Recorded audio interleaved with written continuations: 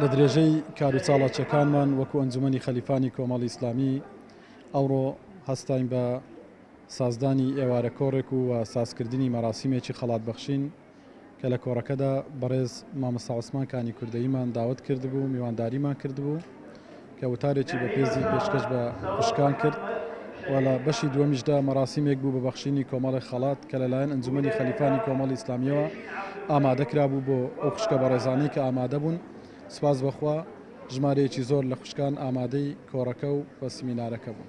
سەرەتا بە ناوی خوای بەخشندەی میهرەبان سەرەتا دەستخۆشیمان بۆ ئەنجومەنی کۆمەڵی ئیسلامی لە خەلیفان دەکەین کە هەستاوە بە دابینکردنی جلوبەرگ و شومەک بۆ 180 ئافرەتی دەستکورت و کەم دەرامەت خوای گەورە پاداشیان بداتەوە بەڕاستی لەم کاتێکەوە قەیرانە و نەبوونیە و گرانیە و هەروە لە مانگی ڕەمەزان و کە مانگی بەخشینە خوای گەورە پاداشیان بداتەوە. بۆیە لێرەوە داوا دەکەم لە خێرخوازان لە موسڵمانان درێخی نەکەن لە عەتا و بەخشینەکانیان بۆیەکەوە ئەوها ماڵە هەژارەکان ئەگەر بە شتێکی کەمیش بێ بەسەر بکەنەوە.